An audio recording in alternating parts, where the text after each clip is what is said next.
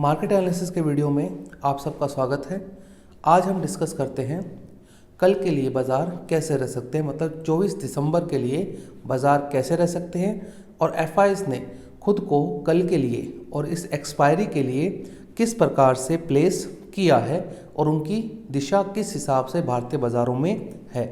Data पे जाने से पहले 2 मिनट डिस्कस करते हैं कि आज एक्चुअली भारतीय बाज़ारों में हुआ क्या। भारतीय बाज़ार तेज़ खुले। तेज़ क्यों खुले? जैसे कि आपने सुबह ग्लोबल मार्केट का मेरा वीडियो देखा होगा, उसमें मैंने कहा था कि पीसीई का डाटा पॉजिटिव था, कंज्यूमर पर्सनल कंजम्पशन एक्सपेंडिचर कम हुआ है, यूएस के बाज़ारों में तेज़ी हुई लेकिन ऊपर से नीचे आ गए। मैंने वहाँ पर क्लियरली मेंशन किया था ऊपर से नीचे आ गए बाज़ार। वो सेम इंडियन मार्केट में हुआ। इंडियन मार्केट खुले तेज, ऊपर गए और वहाँ से वापस कोलैप्स हो गए और स्टॉक्स में भरपूर पिटाई जारी है। हाँ, आपका कोई स्टॉक आधा % तेज हो गया तो उसको मैं तेज नहीं बोलता हूँ। एक्चुअली बाज़ार मंदा ही था, ठीक है, 50-60 पॉइंट ऊपर नीचे का देखिए चलता है, इसमें कोई ज़्यादा नहीं है कि पैसा किसी का नहीं बना। हाँ, आपने ऊपर में 850 के आसपास शॉर्ट किया तो आपको नीचे में अच्छा पैसा आज कमाने को मिला था। और एक चीज़ बता दूँ, ये एक्चुअली बाज़ार जहाँ से शॉर्ट हुआ था ना 23,850 के आसपास, अगर आप चार्ट्स के अंदर 15 मिनट का कैंडल या 1 आवर का कैंडल लगाएंगे तो उसमें आपको साफ विजिबल होगा कि ये 23,850 का लेवल क्या था। 23,850 का लेवल एक्चुअली के अंदर पिछले दिनों का ब्रेकडाउन लेवल था, जहां से बाजार एक्चुअल में कोलैप्स हुए थे और जहां पर एफआईज ने अपने शॉर्ट्स ऐड किए थे, मतलब जो 23,000 शॉर्ट्स ऐड किए थे जो थर्सडे को, वो वहां से कोलैप्स हुआ था। तो इससे थोड़ा ध्यान रखने वाली बात थी। तो ये बहुत इंपॉर्टेंट था। बाज़ार कोलैप्स हुए, टिके नहीं ऊपर। और एक्चुअली के अंदर ये एक चीज़ समझने वाली ये बनती है कि अगर बाज़ार हाई पर गए हैं और थोड़ा सा भी रिवर्सल आया, 15 मिनट कैंडल में ही रिवर्सल आ गया ना, एक कैंडल में भी, अगर हम करेक्शन मोड के अंदर है, मैं बेयर मार्केट नहीं बोल रहा हूँ, करेक्शन मोड में है अगर हम, तो बेयर मार्केट में हल्का सा भी अगर रिवर्सल आया, हल्की सी उसकी नाड़ मुड़ी ना, तो डिसिप्लिन ट्रेडर यही होता, नाड़ काट दो। जैसे उसकी नाड़ मुड़ी, आपको नाड़ को काट देना है, मतलब कि आपको उसकी वेन को बचर का दे देना है आपको। तो किसी ने किया, पैसा बना है, लेकिन एक्चुअली में आज पैसा बनने वाला दिन नहीं था। मैं आपको बताऊं, कोई एक्सपर्ट ट्रेडर हो तो बना सकता है, लेकिन एक्चुअली में आज पैसा बनने वाला नहीं था। हाँ, किसी ने चार्ट अच्छे से देखे हैं, 23,850 के ऊपर पुट ली है या फ्यूचर को शॉर्ट किया तो पैसा बना है। अदरवाइज देखिए, मैं ये आज का बाज़ार जो था पैसे लगने वाला बाज़ार था, क्योंकि स्टॉप लॉसेस खा गया। तो मंदी थी लेकिन मंदी हुई नहीं। अब आज का बाज़ार कैसा है? हमारे 4 सेगमेंट्स हैं। पहले हम कैश की डाटा की बात करते हैं, there after index futures, there after stock futures, there after option data की। तो सबसे पहले कैश का डाटा।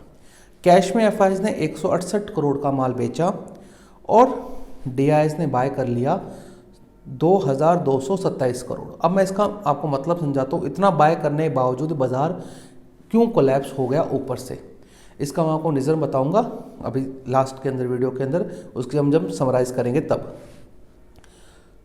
उसके बाद हम बात करते हैं इंडेक्स फ्यूचर की। इंडेक्स फ्यूचर में क्या किया? 675 लॉन्ग काट लिए, ठीक है, 675 लॉन्ग काट लिए और 7,934 कॉन्ट्रैक्ट शॉर्ट ऐड कर दिए। अब इससे हुआ क्या, मैं आपको समझाता हूँ।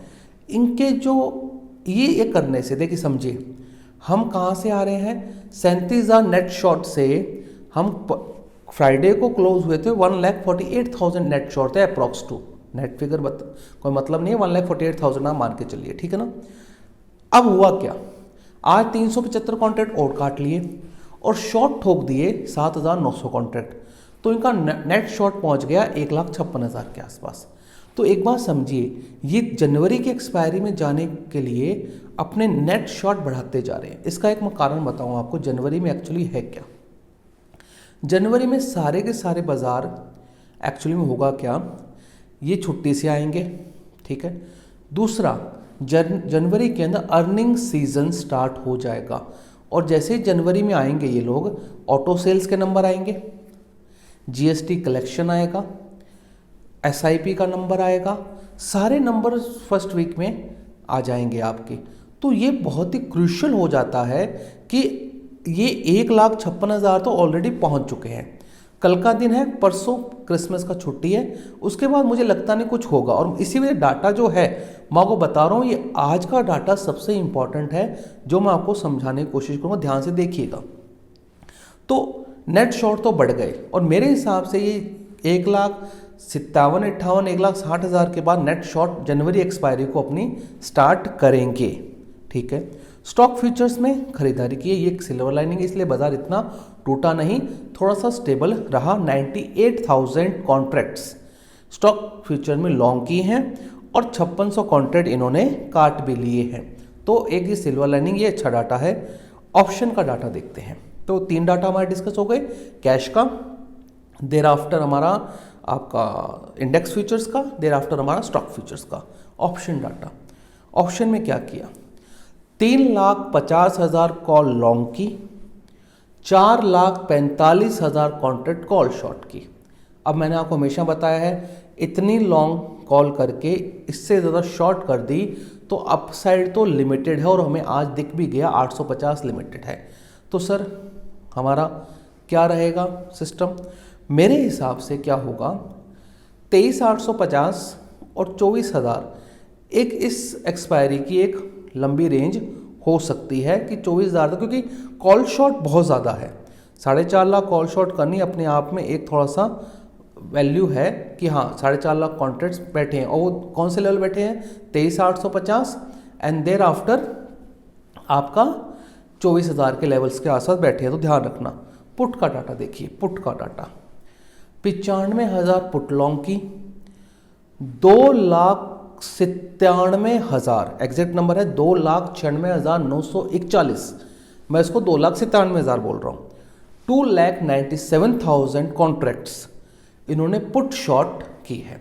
पुट शॉर्ट करने का मतलब क्या हो गया, आपका बेस इंटैक्ट है। बेस कौन सा होगा, बेस होगा 24,500, 24,600 और 24,700 का बेस रहेगा। 3 स्ट्राइक्स का मैं मान के चलता हूँ। अब अगर मैं इस डाटा को समराइज करूँ, समझिए ऑप्शन का डाटा को समराइज करूँ खाली ऑप्शन वाले को, तो 3.5 लाख कॉल लॉन्ग करके 4.5 लाख कॉल शॉर्ट कर दी, 98,000 पुट लॉन्ग करके 3 लाख पुट शॉर्ट कर दी। अब पुट शॉर्ट करने का मतलब नीचे बेस इंटैक्ट है।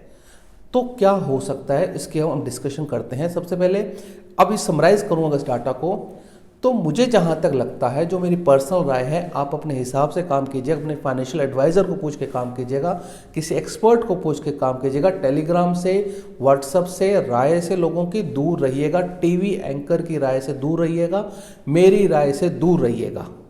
मैं सिर्फ आपको बता रहा हूँ, मानना नहीं मानना करना आप पर है, आपका पैसा, आपकी समझदारी।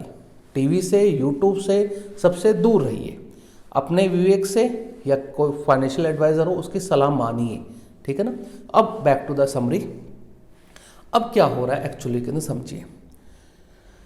इन्होंने कॉल, अब पहले समराइज करूँ डाटा को, तो मुझे जहाँ तक लगता है 25-26 तारीख की एक्सपायरी के लिए मुझे बाजार कहीं नहीं जाता दिख रहा, ये 100-150 पॉइंट की रेंज में फंसकर, क्योंकि देखिए एक्चुअली में ये एक्सपायरी बहुत वॉलेटाइल हुई है, और मुझे जहाँ तक लगता है ये एक्सपायरी इस बार कहीं नहीं जाएगी, क्योंकि पहला पॉइंट, फर्स्ट पॉइंट मेरा 25 तारीख के बाद एफआईएस छुट्टी पर चले जाएंगे।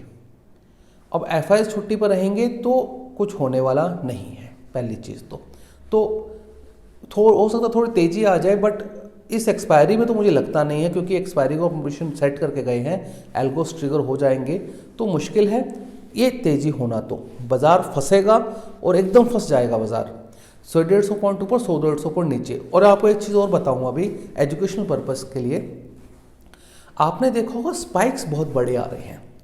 स्पाइक्स कैसे कि 100 पॉइंट नीचे जाता, 100 पॉइंट ऊपर था, 100 पॉइंट नीचे जाता, 100 पॉइंट छोटे। ये क्यों हो रहा है, वॉल्यूम नहीं है बाजार में। एफएनओ कर्व्स की वजह के, सेबी की वजह से बाजार के वॉल्यूम्स खत्म हो गए। मतलब कि जब कोई इंसान बेचने जाता है फ्यूचर्स को, तो उसको नीचे के भाव में बेचना पड़ता है, और कोई लेने जाता है तो उसको ऊपर के भाव में लेना पड़ता है। That means spread between the buying and selling, bid और आस्क के बीच में जो स्प्रेड है वो बढ़ गया। वो बढ़ क्यों गया कि आपने 2% का ईएलएम मार्जिन लगा दिया। तो वॉल्यूम घट गए हैं, इस वजह से जो स्पाइक्स आते हैं, मतलब अब 80 रुपये की जो पुट थी वो 150 बोल जाती है, 150 वाली कॉल 80 बोल जाती है, 80 वाली कॉल 150 बोल जाती है। ये एक्चुअली वॉल्यूम की वजह से हो रहा है, वॉल्यूम नहीं है बाजार में। क्योंकि और एक चीज़ और, ये एक लास्ट हफ्ता होगा जहां पर वीकली एक्सपायरी होगी। अगले हफ्ते से मंथली भी वीकली बंद हो जाएगी। मतलब कि जैसे कल बैंक निफ्टी की एक्सपायरी है, फिर निफ्टी की है, फिर सेंसेक्स की है, there after mid cap Nifty की है, देर आफ्टर फिर निफ्टी की है। वो इसी दिसंबर में होगा। जनवरी में एक तो लॉट इंक्रीज हो जाएंगे, लॉट इंक्रीज होने के साथ साथ जो एक्सपायरी है, जो लास्ट हफ्ते में जो आती थी 5 दिन, वो भी खत्म हो जाएंगी, वो भी 1 दिन होगी। That is a major breakdown in the volumes. मतलब कि आप मान के चलिए बैंक निफ्टी के मंथली, फिर निफ्टी के मंथली, बैंक एक्स के मंथली, इन सभी का वॉल्यूम इस प्रकार से ड्रास्टिकली गिरेगा कि इनमें अब काम धीरे होना चालू हो जाए, मतलब होगा ही नहीं काम। तो ये कारण हो सकता है बाजार कल क्यों बैंक निफ्टी एक्सपायरी है, याद रखिएगा। अब बैंक निफ्टी एक्सपायरी है तो मुझे नहीं लगता बाजार कहीं जाएगा। They will be adjusting in the same places, यहीं पर ऊपर नीचे करके बाजार को कल बंद करवा दें, क्योंकि ज़्यादा मूव नहीं आएगा कल भी, एक्सेप्ट यूएस में कुछ बड़ा हो जाए तो। अगर यूएस से मान लीजिए 8 to 8% टूट जाता तो उसमें मेरे डाटा का या आपके एनालिसिस का कोई मतलब नहीं है, क्योंकि उस समय तो फिर एक बार न्यूज़ चलेगी, देर आफ्टर वो देखा जाएगा किस प्रकार डाटा लाइव मार्केट में बनता है। तो एफआईज ने कैश बेचा, डीआईज ने मैच कराने की कोशिश की। अब एक्चुअली में क्या हो रहा है, मैंने पहले की वीडियो में डिस्कस किया, डीआईज की जो इतनी बाइंग हो रही है ना, वो मिड कैप स्टॉक्स में हो रही है। सिर्फ सारे मिड कैप स्टॉक्स को लिया जा रहा है, सिंपल सी बात है, एनएवी को उस लेवल पर रखने के लिए। क्योंकि एनएवी टूट गई तो एसआईपी का आउटफ्लो आ जाएगा दिसंबर का, फर्स्ट पॉइंट। दूसरा, फंड मैनेजर का इंसेंटिव। मैं आपको प्रैक्टिकल बात बता रहा हूँ, ये कोई नहीं बताएगा आपको, ये फंड मैनेजर का इंसेंटिव। क्योंकि जैसे ये क्वार्टर एंड होगा और हाफ ईयरली ये आपका एंड होगा, H3 का सेकंड फर्स्ट क्वार्टर, H2 का फर्स्ट क्वार्टर एंड होगा, उसका इंसेंटिव बन रहा होगा। अब कोई भी फंड मैनेजर नहीं चाहेगा मेरा इंसेंटिव टूट जाए। बाद में गिरो बाजार, लेकिन इंसेंटिव तो ले ले। लगना किसका है, पब्लिक का तो लगना है, इंसेंटिव तो ले ले, एक बार पुश करो बाजार को। तो ये बाजार को ऊपर रखने के लिए जो तेजी हुई है कि 2000 करोड़ भी डालकर ये तेजी नहीं करवा पाए, सिंपल सी बात है, ये मिड कैप स्टॉक्स को ऊपर रख रहे हैं अपने, जो इनके पोर्टफोलियो में है। क्योंकि लार्ज कैप्स को देखिए, इनकी सीधी सी बात है औकात नहीं है। लार्ज कैप्स को तो एक ग्रुप ऑफ पीपल्स, एक समूह बढ़ाता है, एक समूह ही घटाता है। The lots of people are trades, buy side में लॉट्स ऑफ पीपल होते हैं तो बाजार लार्ज कैप्स ऊपर जाते हैं, और सेल साइड में जो थीम बनती है नीचे की तरफ, वो नीचे जाते हैं, उसमें कोई ज़्यादा कुछ कर नहीं पाता। मिड कैप स्मॉल कैप्स के अंदर क्या होता है कि आप वहाँ पे राजा हैं, आपके पास 1000 करोड़ 500 करोड़ है तो वहाँ पे राजा बन सकते हैं। तो वो सिस्टम वही हो रहा है कि एनएवीज को रोका जा रहा है, एनएवीज को एक बार रोके, रिडम्पशन कम हो, और साथ ही साथ थोड़ा सा हमें कमीशन भी बढ़िया मिल जाए इस क्वार्टर का। एक सिंपल रीज़न है, that is a harsh truth. कोई माने या ना माने, कोई मुझे फ़र्क नहीं पड़ता। सेकंड, इंडेक्स का डाटा खराब है, ये अपनी शॉर्ट को बढ़ाते जा रहे हैं। बाजार अभी नहीं गिरेगा, ये अभी फंसा देगा, सबके पैसे जीरो करवा देगा 3-4 एक्सपायरी में, और ये अगले हफ्ते जब एफआईज वापस आएंगे वो गेम फिर स्टार्ट होगा, और वहाँ पे अर्निंग रिजल्ट्स भी आने स्टार्ट हो जाएंगे सबके। तो इस चीज़ का थोड़ा सा ध्यान रखने वाला है। तो मुझे जहाँ तक लगता है, ऑप्शन डाटा को अगर रीड करें अपन, तो बाजार फंस गया, बाजार में कुछ नहीं होने वाला। आप कल कॉल लेंगे तो नुकसान होगा, पुट लेंगे तो नुकसान होगा। मैं आपको वापस बता रहा हूँ, अगर आज आप कॉल लेते हैं तो भी नुकसान होगा, पुट लेते हैं तो भी नुकसान होगा। तो समझदारी यही है, कल आप शांति से बैठें, परसों छुट्टी एंजॉय करें, पहले दिन आप बाज़ार को देखें, फ्राइडे को सेंसेक्स एक्सपायरी देखें, ये एक्सपायरियाँ 3 हो जाने दीजिए, 3-4, उसके बाद में कुछ अब नेक्स्ट कैन देखेंगे। और एक सबसे बड़ी प्रॉब्लम, वॉल्यूम डाउन होने का एक कारण और होगा, क्या होगा भाई, लॉट साइज बढ़ जाएंगे। आपके जो 25 का लॉट साइज था वो 75 हो जाएगा। अब 75 के साथ में आपके प्रीमियम देखिए, प्रीमियम बहुत बड़े हो जाएंगे। मतलब अगर आप मंथली में भी काम करेंगे, 300 पॉइंट का प्रीमियम होगा, 22,500 रुपये आपको देने पड़ेंगे। तो ये मैं कह रहा हूँ ये एक्चुअली में त्रासदी लेकर आएगा। त्रासदी कौन से स्टॉक्स में आएगी, सेक्टर में उसकी बात नहीं कर सकता, लेकिन ये एक सेक्टर में त्रासदी होगी। ये जो कर्व्स लगे हैं उनके लिए नाइटमेयर का काम करेगा और ये अपने सर पकड़ लेंगे। ये जो ये प्लस माइनस खेल खेलते थे ना, ये सबकी दुकानें बंद हो जाएंगी। तो 75 का लॉट साइज होने से वॉल्यूम खत्म हो जाएंगे भाई, वॉल्यूम रहेंगे नहीं, आप कुछ भी नहीं कर सकते हो। अब कोई कहेगा मुझे तो 200 क्वांटिटी लेनी थी, मेरे को क्या फ़र्क पड़ता है? भाई तेरे को नहीं पड़ता, बट प्रीमियम बड़े हो जाते हैं। जब इलिक्विड हो जाता है वहाँ पर प्रीमियम्स की पैरिटी नहीं रहती। इस बात को थोड़ा समझने की कोशिश कीजिए। When there is a illiquidity, liquidity नहीं है जहाँ पर, वहाँ पर आप देखिए प्रीमियम्स की पैरिटी कभी नहीं आ सकती। लिक्विड बाजार में ही प्रीमियम की पैरिटी आती है, अदरवाइज इलिक्विड बाजार के अंदर कभी प्रीमियम की पैरिटी नहीं आती। आप स्टॉक ऑप्शंस को उठा के देखिए जनवरी के, इन पैरिटी है इनके अंदर, पैरिटी है ही नहीं उनके अंदर। क्यों? सिंपल सी बात है कि लिक्विडिटी नहीं है। जहां पर पैसा नहीं वहां पर धंधा नहीं, सिंपल सी बात एक है। मैं सिंपल बात जानता हूं, पैसा नहीं धंधा नहीं, धंधा नहीं तो ना बायर आएगा ना सेलर आएगा। कोई बायर आएगा तो वो नीचे में आएगा, कोई सेलर आएगा तो ऊपर में आएगा, तो मतलब ही नहीं है, पैरिटी नहीं रहेगी। आपको स्प्रेड इतने बड़े हो जाएंगे कि आप कहेंगे आप गलती से आपने बाय कर लिया और सेल करने का मौका मिलकर 10% टूट जाएंगे आपके ऑप्शंस के अंदर, बोल रहा हूँ एट अ मोमेंट, खड़े खड़े ही। तो बड़े लॉट साइज में ये समस्या आती है।